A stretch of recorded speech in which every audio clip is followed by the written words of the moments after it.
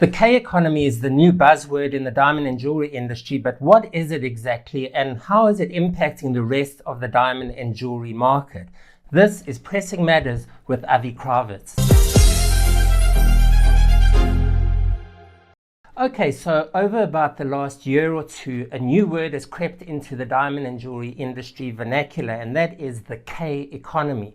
For those of you who are not familiar with the letters of the alphabet, the K consists of a vertical line from which in the middle two lines diverge at 45-degree angles, one going up and one going down, and that in a nutshell is what's happening in the jewelry market. The bread and butter of the retail sector was traditionally US jewelers selling to middle-income households, and that middle-income bracket has A, been under economic pressure of late, and B, been presented with lower price alternatives in the jewelry store, those being lab-grown diamonds. So consumers are shifting their budgets, which is resulting or has resulted in a segmentation of the natural diamond market in which demand for the half carat to 2 carat range of polished goods, that middle range, has diminished. And there is apparently steady demand for larger and better quality, higher end goods, while lab grown is cannibalizing the lower end away from natural.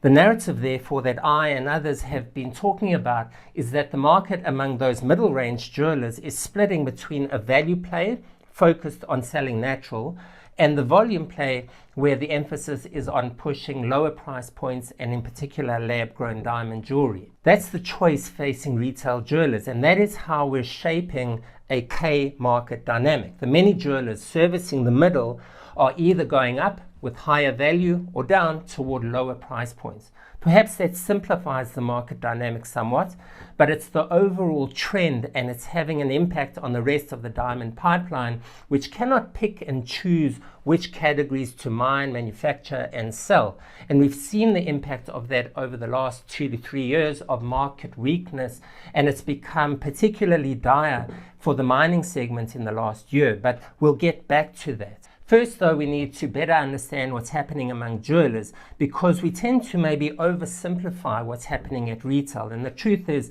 it's a lot more nuanced. But before we do that, I want to tell you about a new report that the Diamond Press has just published. The inaugural issue of the Diamond Executive Report presents an in-depth analysis of the value of De Beers. While the market is fixated on who will take ownership of De Beers and at what price, the Diamond Executive Report examines the inner workings of the company, the value it brings to the market and potentially to its new owners, why it has lost so much value under Anglo-Americans' ownership, and what needs to be done to restore some of that value. This high-level report is available at a special introductory offer of just $75. Visit thediamondpress.com to learn more. The link is in the show notes. Your support is greatly appreciated.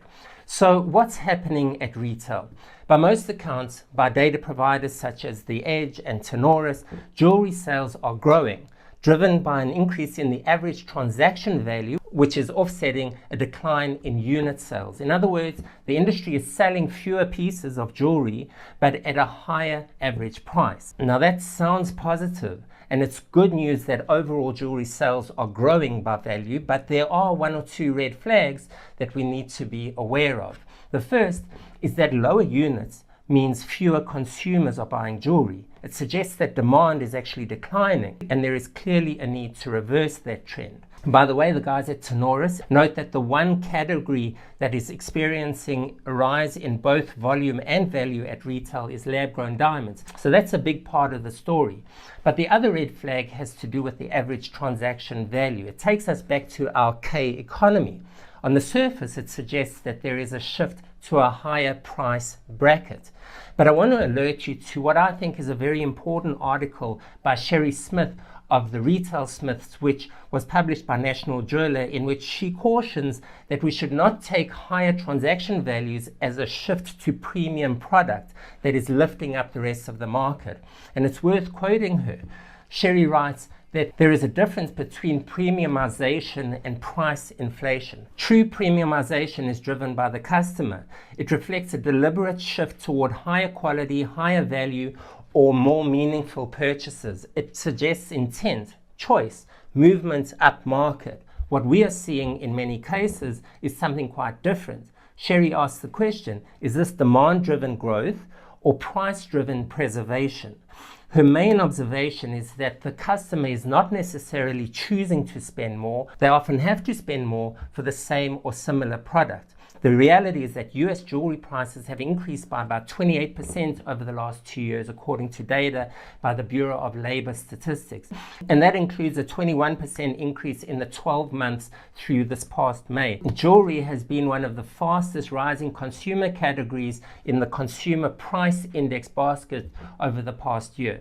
Now, no doubt the spike in gold prices was a primary influence in that overall increase, and as Sherry stresses, the higher tariffs also raised costs for jewelers, which were passed on to the consumer. She concludes that the reality of the market is that units are declining, traffic may be softening, conversion pressure is increasing, and the lower and middle segments of the market may be under more strain than it appears. I highly recommend you read that article, because that all affects the narrative surrounding the upward branch of our K. The simple reading of the data suggests that the high end is growing, but the more nuanced take is that the high end may be robust, but there isn't a significant shift among middle income consumers toward those better quality and higher value goods.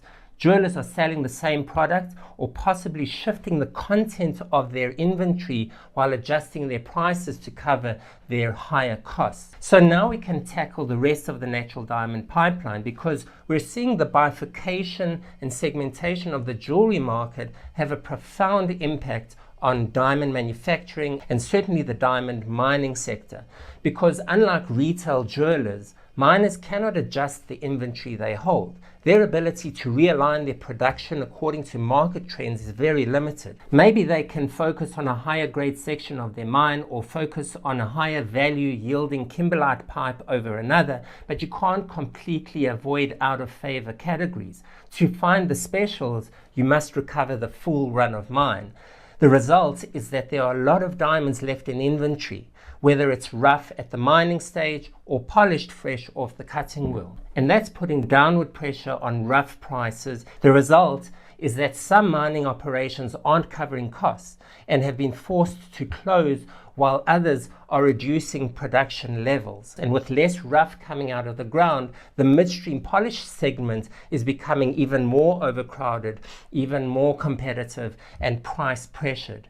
So what's the answer? We all know is to stimulate demand, broaden the range of goods that are in demand, and really focus on restoring that middle segment of the market for natural diamonds. We want the diamond and jewelry economy to look more like, a D shape, in which the industry is sustained, as it always has been, by a robust and full belly. Let me know what you guys think, whether you agree, disagree with anything I've said. If you have any insights to add, I'd love to hear them. So leave a comment, like and subscribe. Your support helps me a lot and is greatly appreciated. Stay tuned. I'm Avi Kravitz. I'll see you next time.